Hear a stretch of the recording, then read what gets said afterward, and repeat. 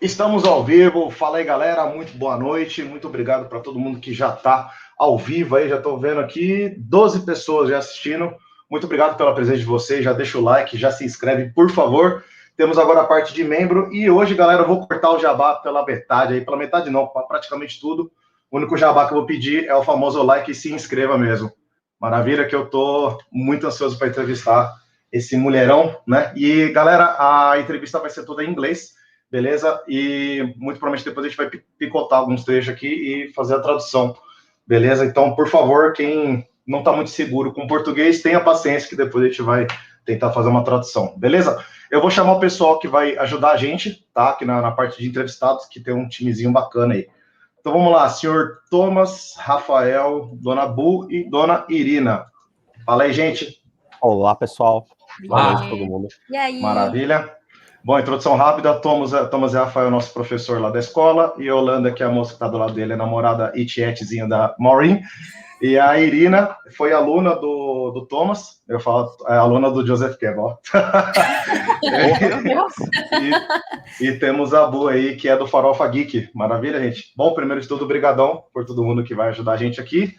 E é isso, meu inglês, ele é mal menos, tá? Então eu chamei o melhor time de Power Rangers para me ajudar, não só com o inglês, mas com as perguntas também, beleza?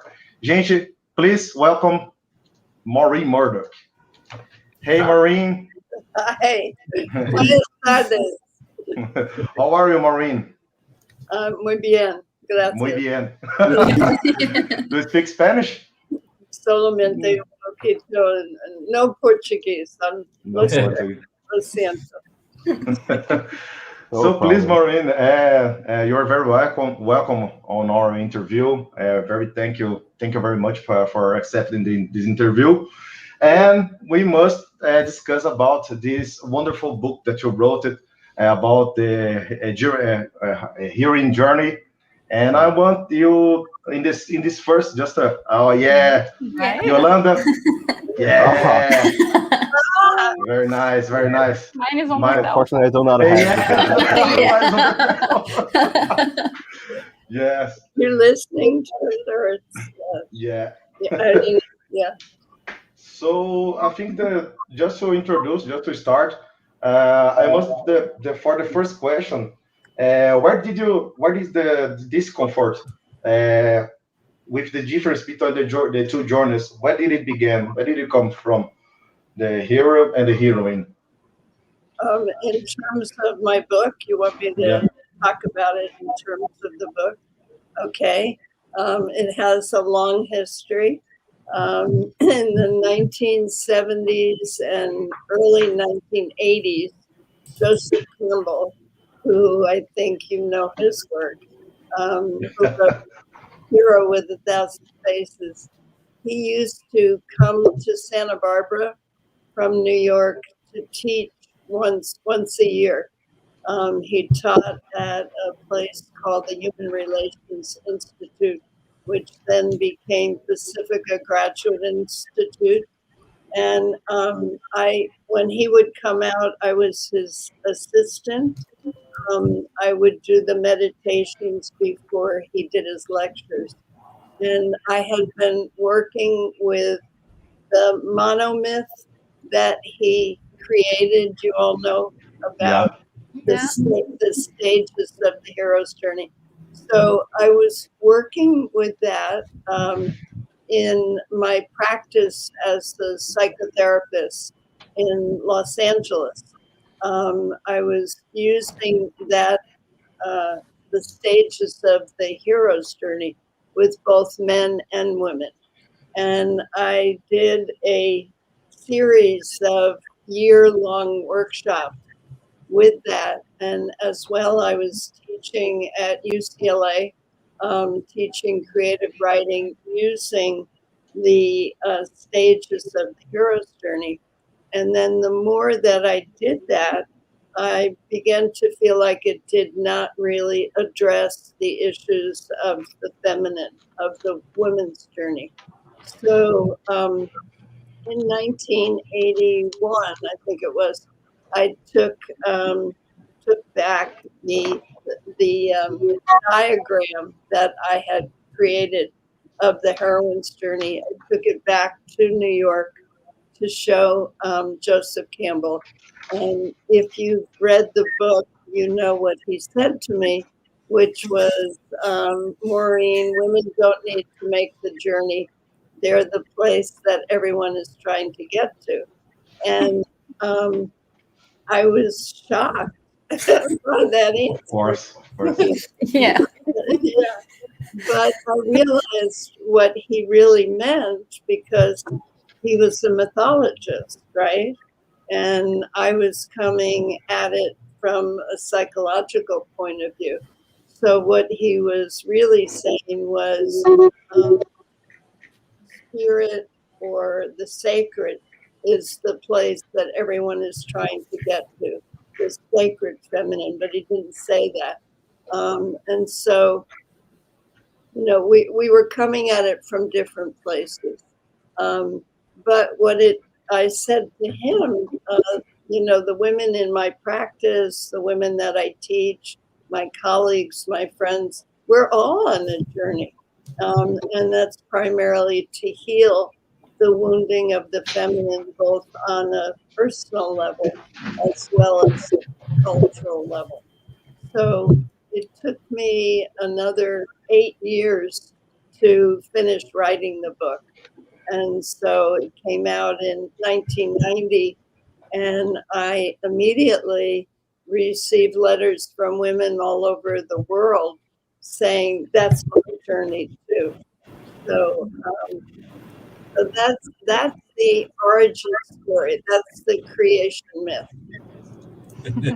I would like to say, as a fan, that the heroine journey for me was a really emotional reading, you know, because in every page I was like, oh, that's my relationship with my mother, that's my relationship with my father, how I feel about work, about life.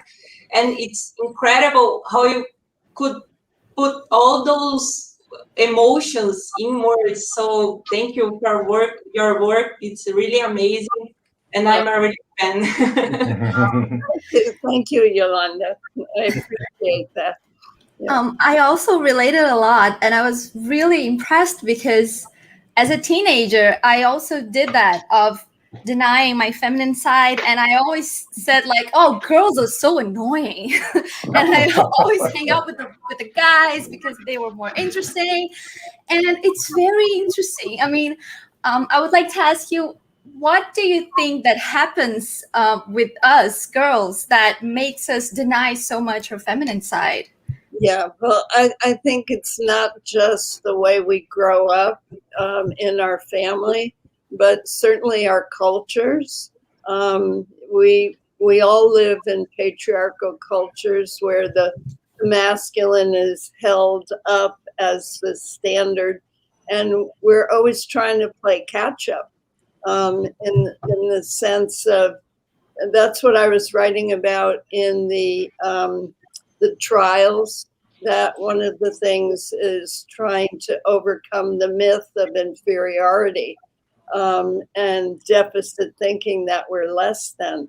Because I think it's a very embedded voice that we're less than, and that has existed for over 5,000 years because of the cultures and the religions that we came out of. So it's partially family and it's partially culture. And it's really taking such a long time to change.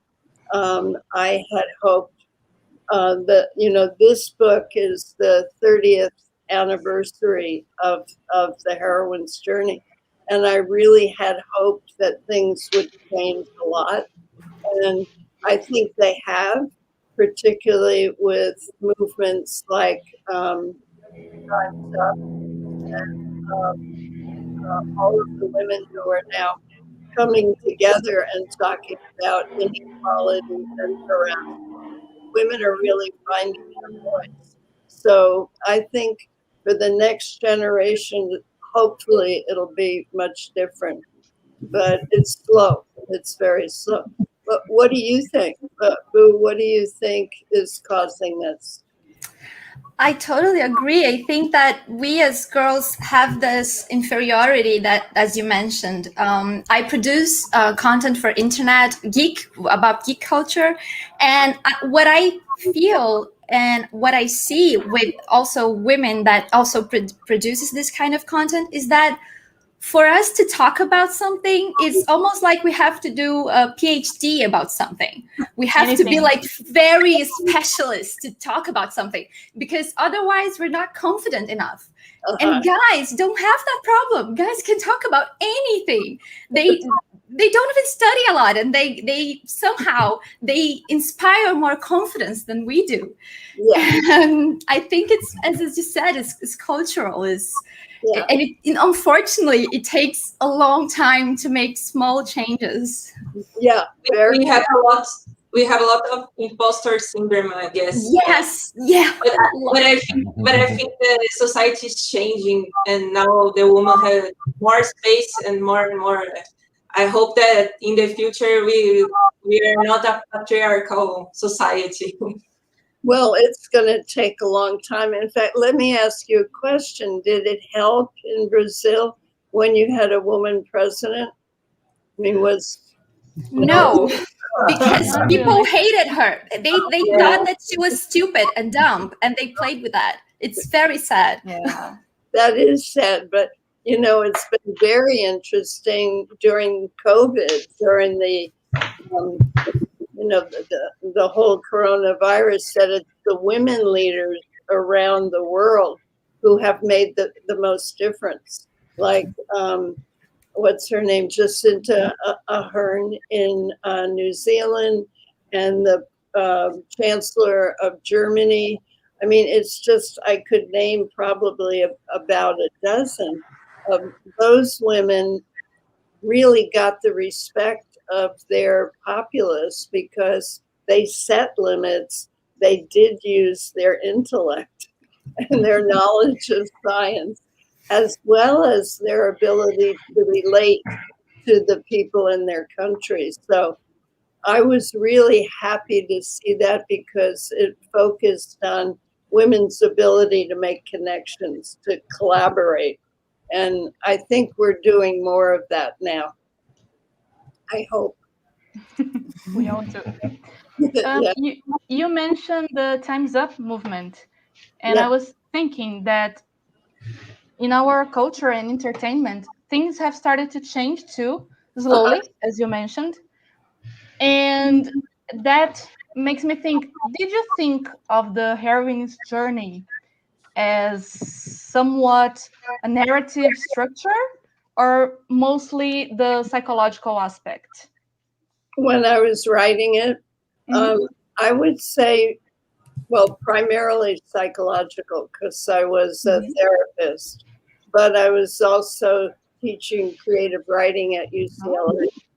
So I first used the narrative structure of the hero's journey. I mean, everyone could relate to that, particularly people who were involved in screenwriting. But then actually, you know, more and more women, as Yolanda was saying, started to say to me, well, that's my journey too. And I teach memoir writing. I still teach memoir writing. And so women are starting to use it to look at their memories and the patterns that were started in their lives as a result of the stages of the heroine's journey, particularly around the relationship to mother and the relationship to father. What I have found really interesting is that I wrote a book after the heroine's journey called Father's Daughters, Breaking the Ties That Bind. And that came out in '94. And it was almost like nobody wanted to look at the relationship with the father. You know, it was too scary for so many people. But now people are starting to write more and more about the relationship with the father and what pattern or began as a result of that. I was saying earlier that your book can be related to the Mists of Avalon. Did you read it?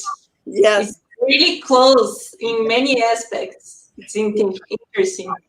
I read that, wow, a long time ago, probably when it first came out. So when I was writing Heroine's Journey, I wasn't thinking of that, but it certainly was obviously in the back of my mind. The other thing that I was very aware of while writing the book were myths. I was exploring myths, whether it was the Demeter-Persephone myth around the relationship with the mother, or the Inanna Ereshkigal myth, or Athena, all of these. I must say, unfortunately, my focus was mostly on Greek myth, but those were a new way to look at narrative structure as well as psychological development. Does that answer your question, Irina? Yes, 100%, actually. Very nice. I have a question that is related to the mother relationship with the daughter. It kind of look to me that the mother seems like it's her first enemy that's very related to the patriarchal way of vision. But do you think that the modern mother today is still being like an enemy? Do you know what I mean? Do you think that the mother changed through the time, the relationship? I don't know if it's clear. I'll try to answer what I understand. If my fellows want to help me with my question. As I understand, if the image of the mother have changed along the years, yeah, and it still has the same impact. Yeah. Thank you very much, guys. Thanks, Rafael.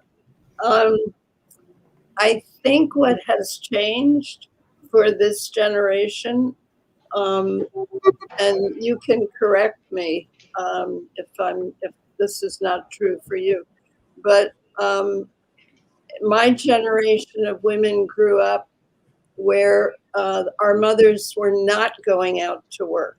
They were still at home. And so the focus was much more on putting a lot of pressure on us to go out there and succeed. So this next generation of mothers, so many of them already are out working and also have their own self-concept, their own self-awareness, their empowerment. So they may not be putting so much pressure on this generation of girls and adolescents. In terms of image, you're talking about visual image.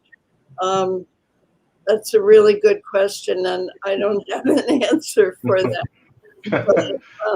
But I don't see the mother as being seen as such a negative figure. Yeah. I think in the beginning of the heroine's journey, the mother was seen as not being connected to her own feminine nature.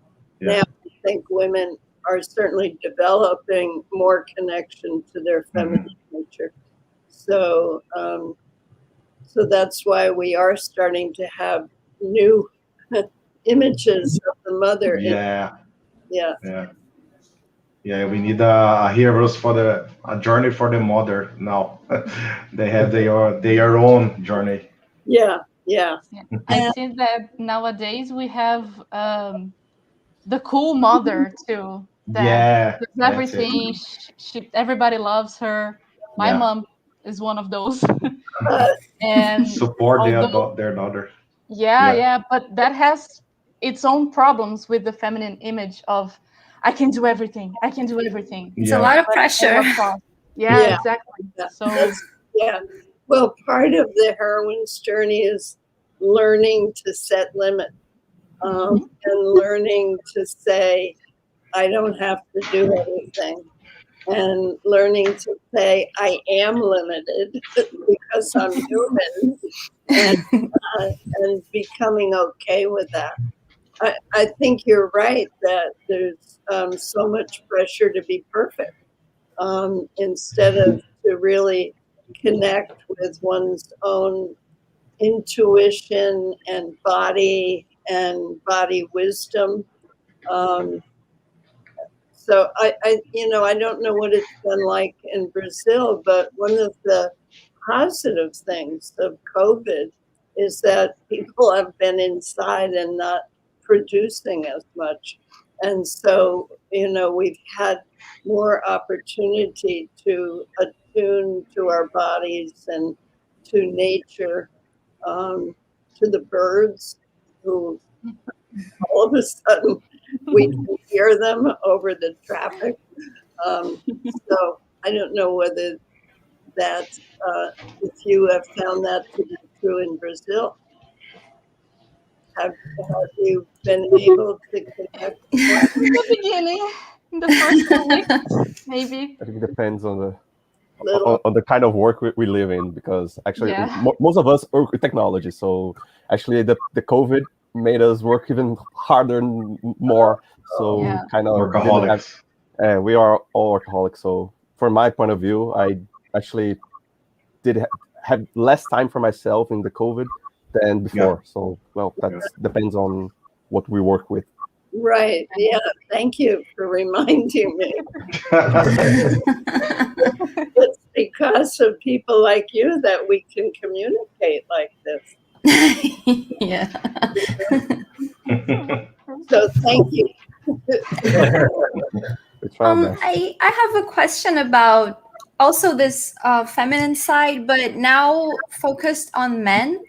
Do you think that one of the problems of our society is that men have problems with connecting with their feminine side?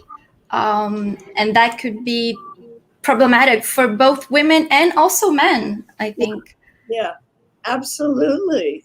Because boys are not taught really to communicate very well, and they're not taught to express their feelings. So if you grow up where you're not allowed to express your feelings, how can you listen to your partner, or how can you listen to yourself?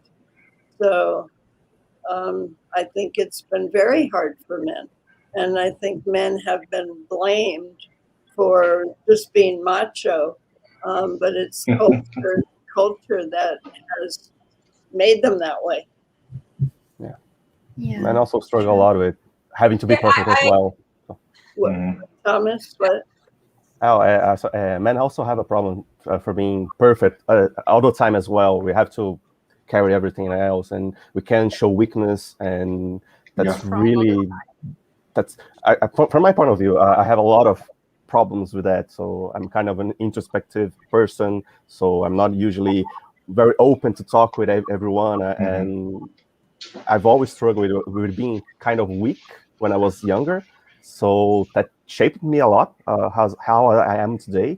And I think I think Boo made it a really good point, because men are usually really afraid of connecting and integrating their feminine side. Like, oh, it's a bad thing. And it's not. We need to open up. We need to talk about it. We need to understand every side, not both sides, but nature side of everything that we're living today. Like COVID-19 showed us that we need to take care of not only ourselves, but everything around us, the planet. And how can we do that? We're afraid of trying and understanding ourselves. Well, you're bringing up the point also of us being men and women being afraid to make mistakes, and I think that's something that we all have to learn to do, to take risks and make mistakes. Because one thing about the masculine is that the masculine always wants to fix things. If there's a problem, the masculine jumps in to fix rather than to listen to what really is going on. So I think both men and women need to learn how to do that, how to listen. Many women pass through the descendant to the goddess, your chapter that you tell about it. And I guess men need to pass through it too, but they just don't. And it's a really important process for growing, for understanding itself, myself. And the men should try to work on it. That's a good point, Yolanda. I was just thinking, though, when you were saying that Odysseus didn't go through a descent like Inanna or Persephone, but after he came back from his journey, he had to tell the story of it. Yes. And so I think, whether it's a descent or with Odysseus, it's out in the world with them. What has to happen is the narration. What did I learn from this descent? What did I learn from this journey? But you're right. Yeah. I think all of us have to have the courage to go through a descent. Because it's not easy and we never know how long it's going to take. Sorry. Go ahead. That's the same thing that Carl Jung says about your facing your darker self and connect to your other side and this kind of line of thought, right? Right. Yeah, absolutely. Being able to withstand it. Has your work been influenced by Carl Jung by any means? I'm sorry? Has your work been influenced by Carl Jung? Has it been... some influence in the line of thought? Jung. Carl Jung. I'm missing the verb. Has my work been what? Influence. Influenced by? Oh, influence. Archetypes. Carl Jung. Yeah. Definitely. Yeah. Yeah. He's really the first person who talked about archetypes. And of course, Joseph Campbell, his work is based on Carl Jung's work. And then my work is based on Jung and all of the women that you don't hear about, Von Franz and Marion Woodman and Maria Gambutas and Joseph Campbell. So, we're all standing on the shoulders of each other. And now you. When Yolanda talked about the descent of the goddess, I was thinking that maybe for us girls, it's easier to do that because we are more insecure about ourselves and we are open to face ourselves more often. And men, because they have this mask of, I cannot break, I'm unbreakable, I know everything. Maybe for them it's more difficult to do that. Yeah, I think you're right. Also, we've been allowed to express our feelings. The other thing is that we're used to suffering because it's true. We menstruate every month. So, the whole thing about the body, we can accept it a little bit easier. I mean, as you just said, we don't have to be macho all the time. It's true. If my husband has the slightest headache, he's like, "Oh, I'm feeling awful." And I'm like, "Come on, you're fine." Yeah. Just try to give birth. Yeah. That's related to the concept of superwoman you put in your book too. That women are more easy to get a burnout or something like that, depression, because they seem to be flawless. That they need to be with no mistakes. And I guess men don't have that weight on their. Are you saying that women are more used to making mistakes and men can't? No, it's just one thing that they shouldn't make mistakes, and men are not so worried about that as women. Oh, that's a really, really good point. Really good point. The other thing that I notice as a teacher, and you can tell me if this is your experience too, when I call on the class, the men's hands are up first, whether they have anything worth saying or not. And yeah, so I don't think they care as much about making a mistake. I'm gonna get in trouble for this, I can tell. But I believe there was even a research that when applying to a job, women will only apply if they feel 100% of the requests of the job. Men are usually like, I don't remember if it's 60 or 70%. He's like, I'm good, let's go. And they try, and they get it. Yeah.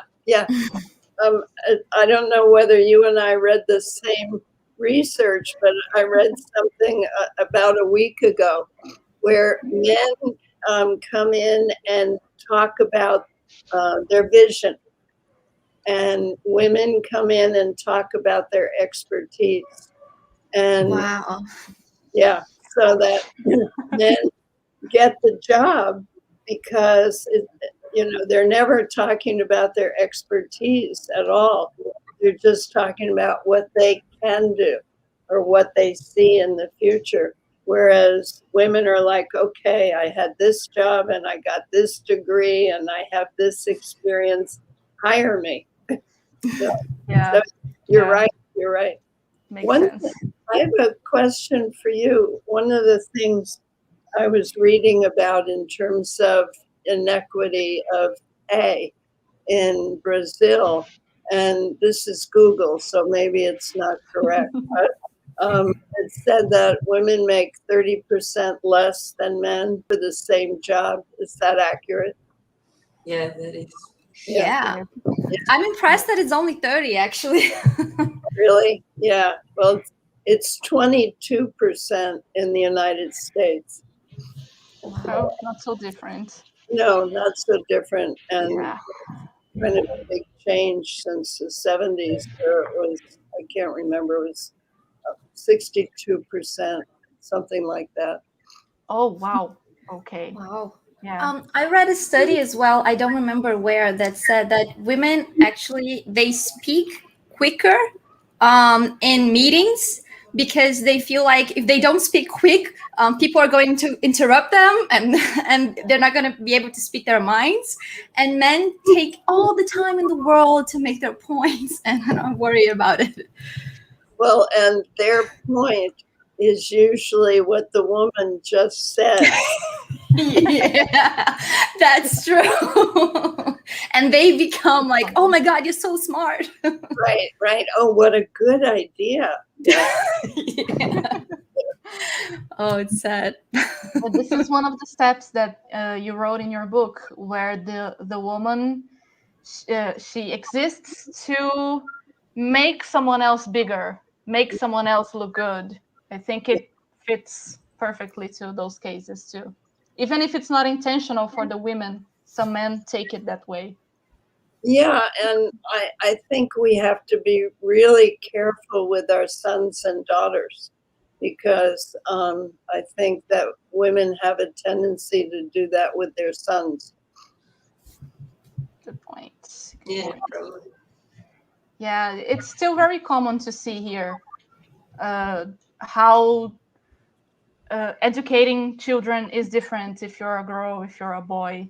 In families, even families close to us, we can see how it's not intentional, but it's ingrained in brain, by culture. So it happens. Right. Boys don't have to do chores. Girls have to take care of everything. Right. And things like that. Yeah, the focus on caretaking. Yeah. One of the things that I had hoped would happen during COVID was that since so many men were home, that they would pick up more of the caretaking role. But from what I'm reading and what I'm hearing from women kind of all around, that wasn't true. What has been your experience? My husband takes care of the house. I don't. Good. Yes, because when I do, he's like, "Oh, but it's not. Let's try it this way," because he's very perfectionist, and I'm like, I'm more chaotic. So to me, it's like whatever. So it works for you. Yeah, but I know that that's not the reality. Yeah, I think there was a study about this too, that they're calling it the triple journey or something now, because now women have to work, they have to follow their kids in homeschooling, and they have to take care of the house and the elders. They have to take care of elders too. Exactly. The rest of the family, everybody together, it's all one big responsibility.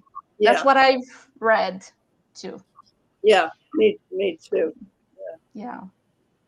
You think, Maureen, that you were able to pass this new mentality to your children, to your daughter and son, I guess? To my own children. Yes. Yeah, in fact, my daughter Heather helped research the original book 30 years ago. She was a college freshman at the time, and she did some of the research on the myths. And my son is an artist, and he's pretty good at listening, not as good at communication like Thomas and Raphael were saying. But that's an interesting question, because the person who's been most affected by my book is my granddaughter, Ella, because she sees that this, not much has changed since I wrote the book. So that's a little disappointing, but she's she's helping me be connected to younger women. Yeah, it's a whole different experience for them. Yeah, exactly. Yeah. It's crazy to see. Well, we have a question from the chat. It was nerding about. They asked if the heroine's journey could be applied to trans women or men that want to escape the traditional journey, or would it be necessary to adapt or create a new way for these specific characters and people? I think the answer is yes, absolutely. Of course, it would, just like with the hero's journey, it's looking at the stages and deciding, well, what applies to me and what doesn't. With any structure, I think we're always looking at what works and what doesn't. But I would love to read the journey of a trans, whether it's male to female or female to male. There's a TV show up here called Couples Therapy. I don't know whether you've heard of it. It's really interesting because it's actually happening in a real therapy office, and with a real therapist and real patients. And one of the patients recently was a trans, so she was talking about his transition from male to female, and talking about all of the sexual issues that came up. And the way she was talking about it now, it was so similar to the way women, born women, talk about it. So, and a lot of the psychological issues of feeling less than.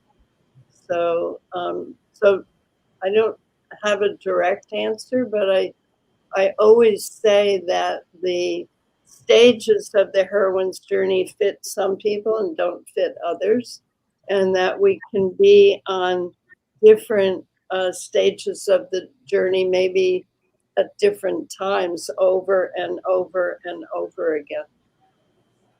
Yeah, you mentioned that it was something cyclic, right, and not linear. And did you already have this conception in your head when you planned the initial map? Yeah, right from the beginning.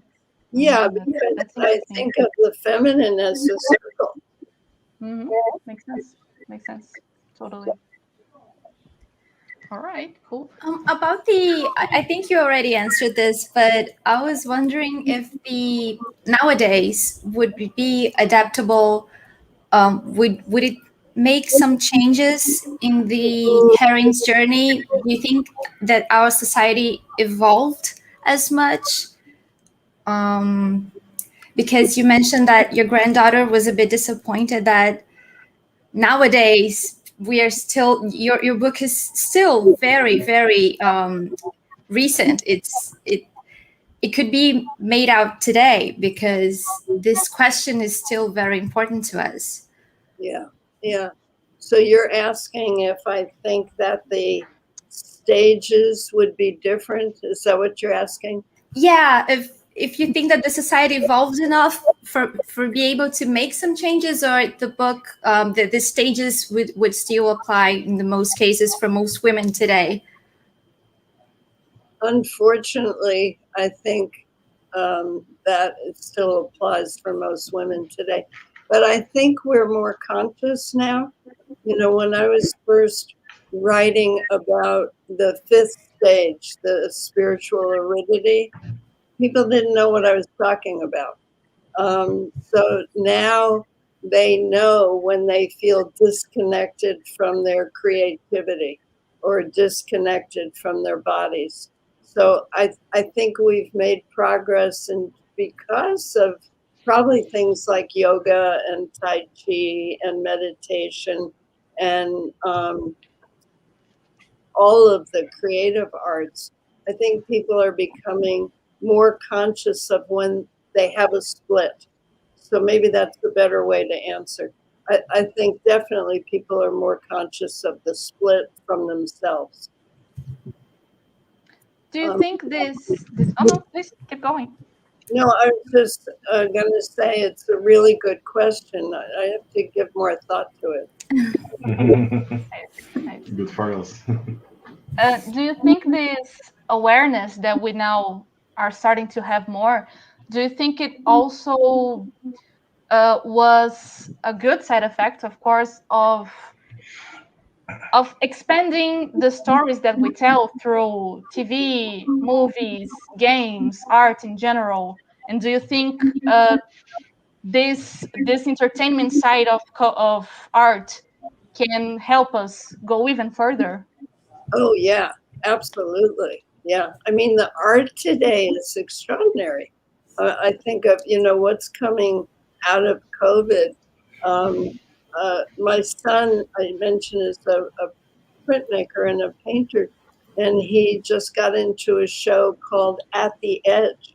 So galleries are starting to look at more, you know, less commercial work and more work of people who live at the edge, which is really necessary for us to be telling the stories of the homeless and of people in prison and people who suffer with different ailments, whether it's mental illness or physical illness or suicide. I mean, all of these things are being looked at much more carefully.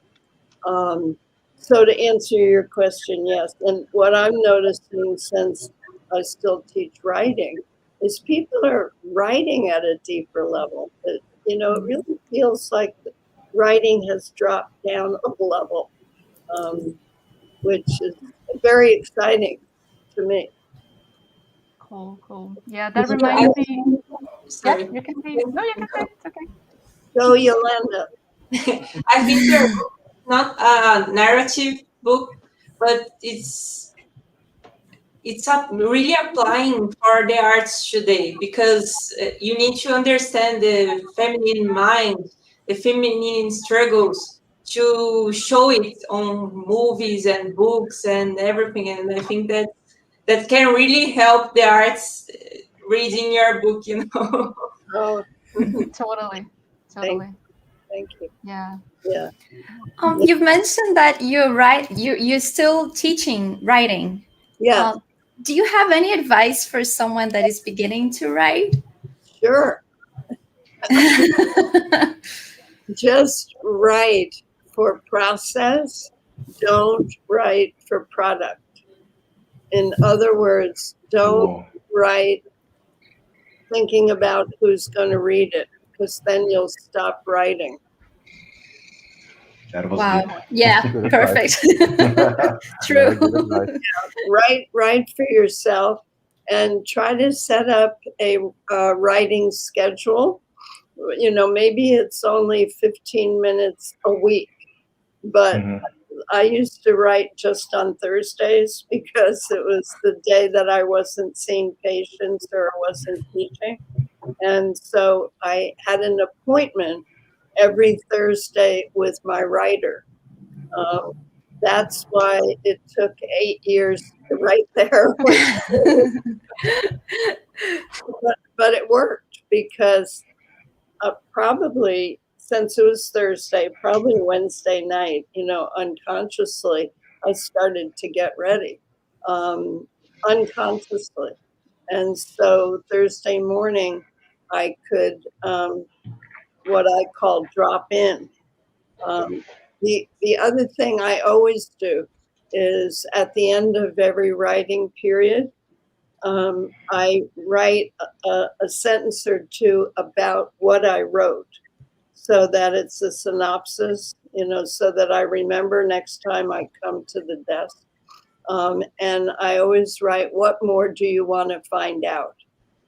That's the sentence. What more do you want? Interesting. What more do I want to find out? That's Yeah. really interesting. It helps when you're, like me, when I only still have one day that I focus on writing, because my memory is not that good. So I want to see what I was thinking before. Nice. Does that help? Yes, definitely. Thank you. I'm a beginner writer here. Yolanda, I didn't hear you.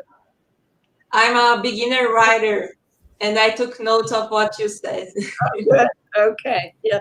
Just remember, you're not writing for someone else. You're writing for yourself. Yeah, I really believe that too. Yeah. Particularly in memoir, because in memoir, we're writing to find out who we are. We're writing to find out who we were and who we've become, and what we've learned from all these different events in our lives. Yeah. Makes sense. We can also apply that to characters. When you're writing a narrative that's focused on characters, you're writing to find out who they are. So Yeah. it would be the same logic, basically. So Yeah. it's good to have in mind that. This is good. Are any of you using the heroine's journey with your writing? I'm still trying to begin to write, so I'm not there yet. Not yet. It's all in the planning. What I about was not applying, but now I totally apply all your insights of the book to my character, that is a woman. so is your character the heroine? Yeah, I hope it will be. Oh, I'm very interested. You'll have to send it to me in English. Oh my God. No pressure. She's going to have a nervous breakdown right now. Totally. When I finish, I'll totally show you. Daniel, do you see uses for the heroine's journey in your work? Of course, because the thing that I most like on the hero's journey was the initial obstacles that she has in her common word. Joseph Campbell presented us the first step, just to present our routine, and you showed us a lot that we can have a lot of problem and obstacles in our first routine. Before stepping aside to the big world, to the big adventure, you can find already most of the problems, and maybe some of the problems is in your house, is in your family, in your common relationships. In my case, in my problem, So when I try to find my feminine side, of course that I'm going to have to express better myself. I think that the thing that I must learn with your job is to doesn't have any well, how can I say, any don't worry about expressing your feelings, So I think my relationship with my girlfriend got better because of it. So I express better, and my English is now better. I don't know why. Of course. I just need to leave because I have another appointment, but I just want to say that was an honor for me to talking to you, Maureen. Thank you for being here, really. Thank you. I'm your fan. Very much. Good luck with your writing. Thank you. Thank you very much. Bye. Thank you. Well, for me, that's what most, not for only work, but for reflecting, just to think about the life, So express feeling is not showing weak. Men think a lot of that. If I express my feeling, this guy is going to know my weakest point. Yeah. So that's not a good deal for me. So maybe it's not a bad deal, So thank you a lot, Maureen. You really helped us. Thank you. Thank you. Yeah.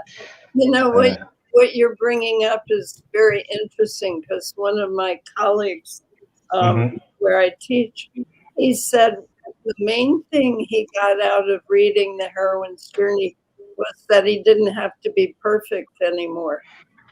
Yeah.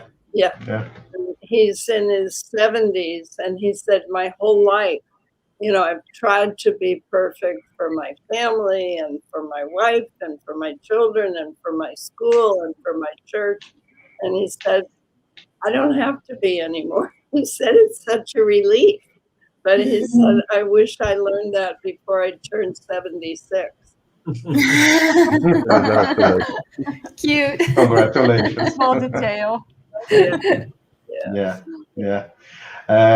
My girlfriend is watching this live, and she asking you already told a lot of good stuff to us start writing and start our works, but she asked for some advice for who want to publish something that you already worked on many years ago.